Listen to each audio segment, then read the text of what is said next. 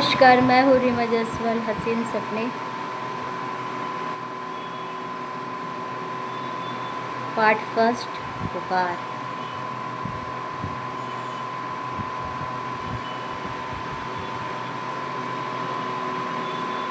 सुनो सुनो सुनो, कोई तो मेरी बातों को सुनो। सुने? क्या सुने? किसकी बातों को सुने? यही सुनना तो होगा ना। सुनेंगे नहीं तो कैसे काम चलेगा? हाँ, ये बात भी सही है। सुनने के लिए तो बस दो कान चाहिए और थोड़ा सा दिमाग का चलना चाहिए। लेकिन होता क्या है, लोग सुनते कहाँ हैं। हाँ, चीखे चिल्लाते रह जाओ, कोई सुनता नहीं है। कोई फरियाद कर रहा हो तब भी कोई नहीं सुनता है। मानो जैसे कान को बंद कर लिया हो। हाँ, ऐसे ही ना बंद किया हो, खूंटों से बंद किया हो। हाँ, ढेर सारी कान में खूंट भर लेने पर कुछ नहीं सुनाई पड़ता है। पानी का बुलबुला भी नहाते समय चला जाएगा तो वो थोड़ी देर बुलबुलाएगा और तब भी नहीं सुनाई पड़ेगा। कैसी दुनिया है ये कि कोई किसी की पुकार नहीं सुनता है, फरियाद नहीं सुनता है। ऐसा क्यों है?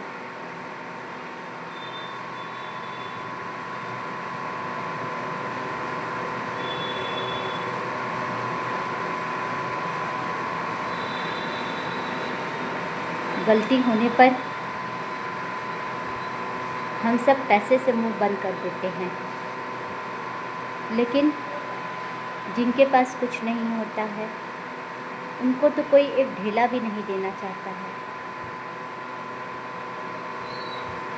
हम बड़ी बड़ी बातें करते हैं।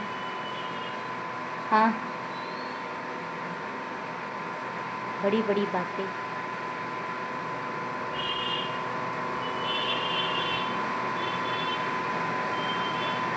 अरे तुझे नहीं पता यहाँ सब लोग कैसे हैं। कोई कैसा भी हो, लेकिन अमर्यादित भाषा नहीं बोलना चाहिए। तुम्हारे पास अगर कुछ भी नहीं है तो किताबों से लड़ना सीखो। हाँ, किताबें जो हमें समझ देती है, जो हमें बताती है। ऐसे प्रोफेसर को गाली दे देना बहुत ही बुरी बात होती है। तुम अभी कॉलेज में नहीं आई हो, तुम्हें कुछ नहीं पता।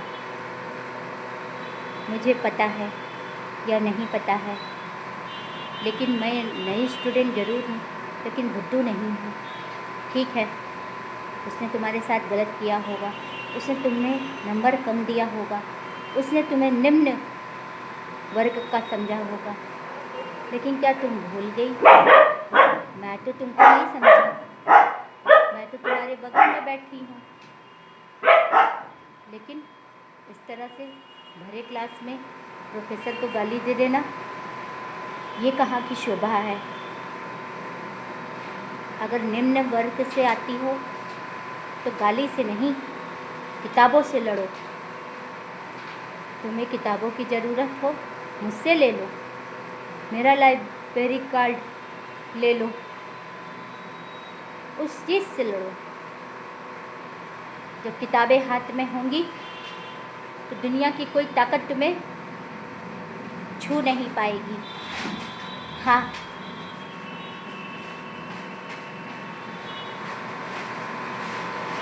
आज के बाद तुम्हारे मुंह से गाली नहीं निकलनी चाहिए। तुम्हें अगर मेरे बगल में बैठना है तो बहुत अच्छे से बैठना होगा। मेरे लिए कोई मायने नहीं रखता है तुम कपड़े कैसे पहनती हो, तुम सुंदर हो कि नहीं, तुम क्या हो, किस वर्ग से आती हो, मुझे कोई फ़र्क नहीं पड़ता है। समझ रही हो ना नेहा तुम? हाँ, समझ रही हूँ। और हाँ, मैं हर किसी से दोस्ती नहीं करती हूँ, ये भी है। लेकिन जब दोस्ती करती हूँ तो उसे निभाती हूँ। हाँ, समझ गई तुम्हारी बात अनुराधा।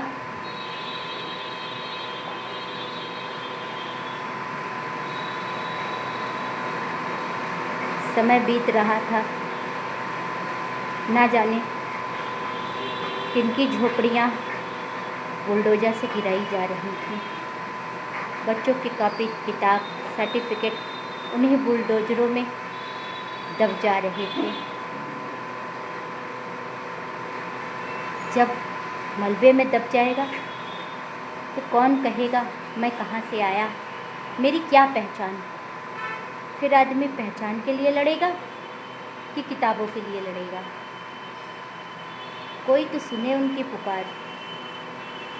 मैं नहीं कहती कि तुम उन्हें बंगला दो, गाड़ी दो, मोटर दो, लेकिन जो उनके अधिकार हैं तुम उन्हें वो तो दो कि कान में खूंट भर के बैठ जाओ। बहुत बड़ी बड़ी बातें होती हैं।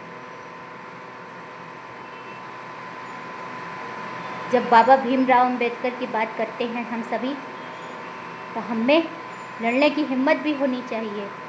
हाँ, हम भले उच्च कुर्सी पे बैठ जाएं, न्याय की कुर्सी पे बैठ जाएं, हम बड़े बड़े व्याख्यान दें, ठीक है, लेकिन अगर उन व्याख्यानों को हम जीवन में ना उतार पाएँ तो हमारे लिए बेकार है। मेरा यही मानना है। हाँ, मुझे याद है बचपन में कोई गलती करने पर मम्मी बहुत डांटती थी और पापा बिल्कुल नहीं डांटते थे। बोलते उसे बोलने दो, बोलेगी नहीं तो आवाज़ दब जाएगी, घुट जाएगी। शायद यही वजह थी घर में सभी बच्चों को बोलने दिया जाता था और सभी पापा को पसंद करते थे। और शायद यही वजह है हम भी बोलते रहते हैं, किसी भी हालात में हो, लेकिन बोलना नहीं छोड़ते हैं। गलत हो तब भी बोलेंगे, सही हो तब भी बोलेंगे, क्योंकि यही सिखाया ही गया है। हम अक्सर देखते थे अपने गांव में अपने पापा को, खेत बाड़ी हो या किसी भी चीज़ का मसला हो, लोग उनके पास आते थे संविधान प्रॉब्लम का हल खोजने, और वो सलूशन भी देते थे। हमारी दादी के यहाँ जो भी लोग काम करने वाले आते थे, हम उनके घर जाते थे, लड्डू खाते थे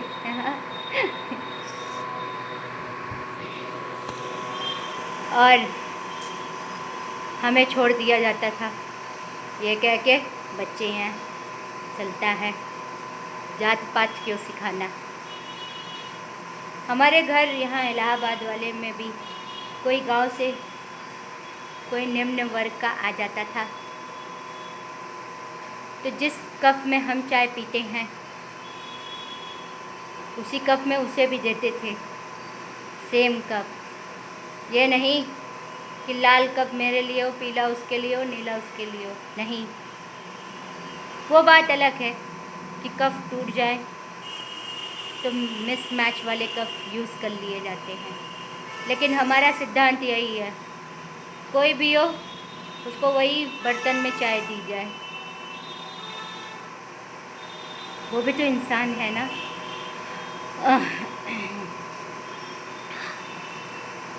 हाँ, वो भी इंसान है।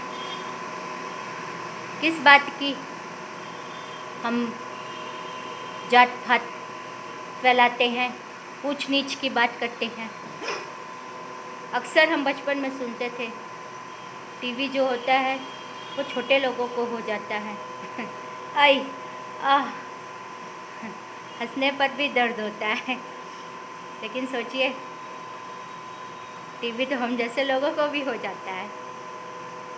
तो बीमारी ना वो किसी को भी हो जाती है, ठीक है। बड़े लोग हो, छोटे लोग हो, किसी को भी हो। बड़े लोग इलाज करके बच भी जाते हैं, मिडिल वाले बेचारे लड़ते रहते हैं, लोअर वाले बहुत अगर हिम्मत करते हैं बच जाते हैं, वरना मर जाते हैं। सुविधाएं नहीं होती हैं, बस बड़ी बड़ी बातें होती हैं, बहुत बड़ी बड़ी बातें। हमने बड़ी बड़ी रोड बना दी, बड़ी बड़ी रोडों में एक्सीडेंट हो जाता है।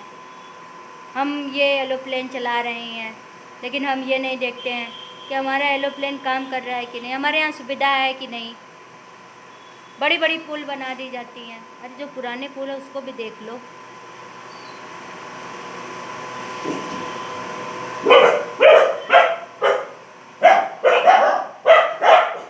तो बात तो यही थी, पुकार।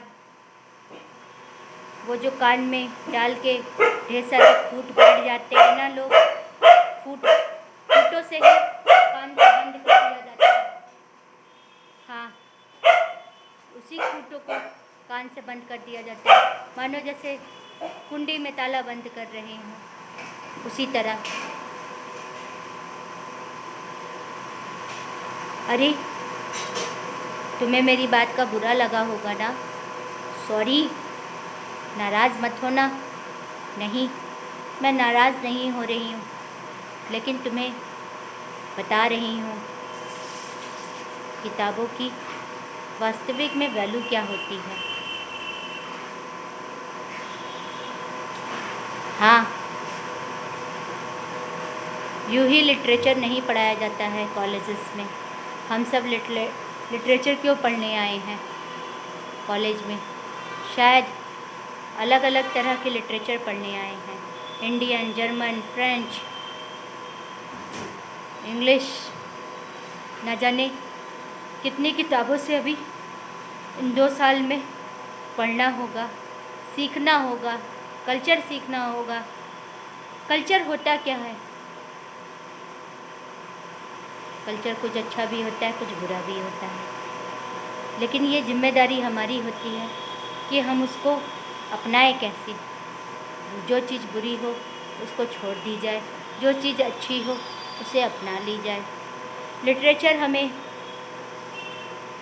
लोगों से प्यार करना सिखाता है, सिंपैथी करना सिखाता है, काइंड करना सिखाता है, एंगर भी आता है, इको भी आता है, पैथोस भी आता है। शायद यही वजह है लिटरेचर, चाहे हिंदी लिटरेचर हो और चाहे इंग्लिश लिटरेचर हो और चाहे कोई भी अन्य भाषा की लिटरेचर हो, सबका वैल्यू होता है। वो R.K. नारायण की जो मालगुड़ी डेज आती थी, वो बचपन में बहुत कम समझ में आती थी। क्या बोल रहे हैं, ठीक है। हमको जो चीज़ नहीं समझ में आती थी तो हम चित्रण से देखकर समझते थे। धीरे धीरे चीज़ें समझ में आने लगी। कभी तेलुगु भाषा की मूवी देखते, कभी कन्नड़ भाषा की, कभी बंगाली भाषा की। समझ में कुछ नहीं आता, लेकिन हाँ देखते ज़रूर। मूवी बहुत पसंद थी। रात में बायोस्कोप आती थी, देख लेंगे तभी सोएंगे, वरना जिस दिन लाइट कट जाती उसी दिन सुला दिया जाता।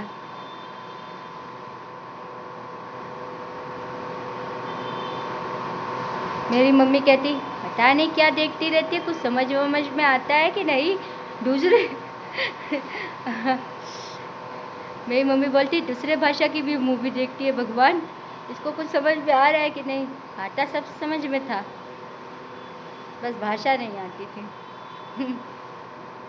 यही तो नहीं है ना कि सब जगह की भाषा समझ में आए।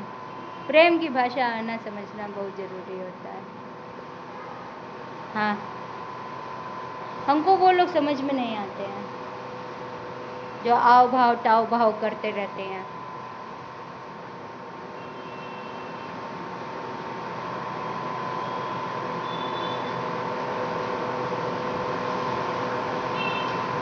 वो बचपन में एक शांति आती थी, एक स्वाभिमान आती थी। सीआईडी आती थी, देख जाते थे। और नेक्स्ट डे स्कूल में मैथ्स के टीचर मिसेस जेकब, वो तो मेरा स्वागत चिकोटी काट के करती थी भाई। साउथ की टीचर थी, क्रिश्चियन टीचर थी। चिकोटी काटती ऐसा कि आंसू निकलने लगते थे। फिर लगता आज तो मैथ्स पढ़ेंगे ही। और घर पे धुलाई भी होती थी पापा से ढेर सारी। कहते थे इसका दिमाग गोबर है, इसको मैथ्स आता ही नहीं है। सही बात है, हमको भी लगता है यार मैथ्स बनाया किसने यार, तंग कर दिया। और मेरा भाई वो तो मैथ्स में चैम्पियन। वो तो हाई स्कूल में भी मैथ्स में उसके अच्छे मार्क्स आए थे, और शायद 9th में तो पूरे स्कूल में टॉप किया था क्या मैथ्स में। मतलब उसका मैथ बहुत अच्छा। पर हमको ना स्कूल में पता है क्या अच्छा लगता था, हमारे स्कूल में ना मशरूम उगता था। हाँ, ठंडियों में हमारी बड़ी इच्छा होती थी उसको तोड़ ले तोड़ ले तोड़ ले। एक दिन हमने अपनी मम्मी को बताया तो बोली छूना नहीं, जंगली मशरूम होता है। लेकिन स्कूल में लंच टाइम में हम 4 फ्रेंड्स रहते थे, एक नेहा सिंह, एक निदा शमी, एक क्या नाम था उसका, अर्चना थी क्या, अर्चना जायसवाल समथिंग उसका, एक मैं। हम चारों टिफ़िन सबसे पहले ख़त्म करते थे, खूब खेलते थे। और हमको दौड़ना बहुत पसंद था, पहली पसंद, जो आज भी बहुत पसंद है दौड़ना। दूसरी पसंद जासूसी करना। हाँ, हमको स्कूल टाइम से ना जासूसी करना बहुत पसंद था। कौन आदमी कहाँ है, क्या कर रहा है, हमको बहुत अच्छा लगता था। मतलब कहीं क्या हो रहा हो तो हम उस चीज़ को देखते थे, हो क्या रहा है, क्यों झगड़ रहे हैं लोग, क्या मामला है। मतलब किसी चीज़ में घुस जाना, कहते नहीं है दीवार में जब खीला ठोकते रहो ठोकते रहो ठोकते रहो, मोटी सी खीली जब तक ठीक से न बैठे तब तक खोदते रहो। वही हाल हमारा भी था।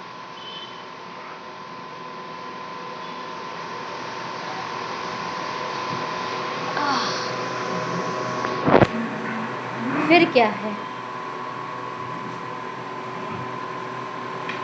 तो फिर ये लिटरेचर पढ़ने का मतलब ये थोड़ी है फर्स्ट क्लास रिज़ल्ट लेकर आओ। अरे फर्स्ट क्लास तो पूरी दुनिया लाती है, जो प्रोफेसर भी बनता है ना तो वो भी फर्स्ट क्लास ला के ही भाई नेट जीआरएफ क्वालिफाइड करता है।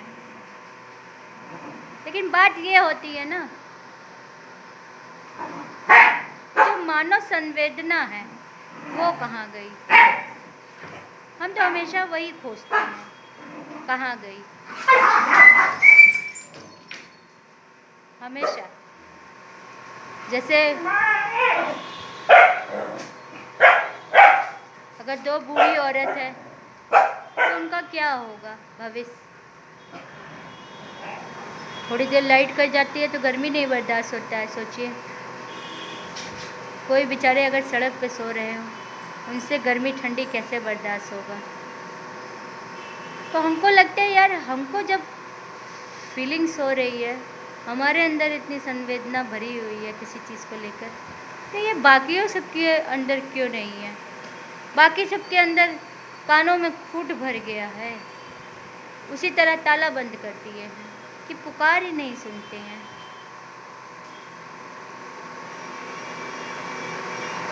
नमस्कार, मैं हूँ रीमा जायसवाल। हसीन सपने पार्ट 1 पुकार आप सभी लोगों को पसंद आ रहा होगा।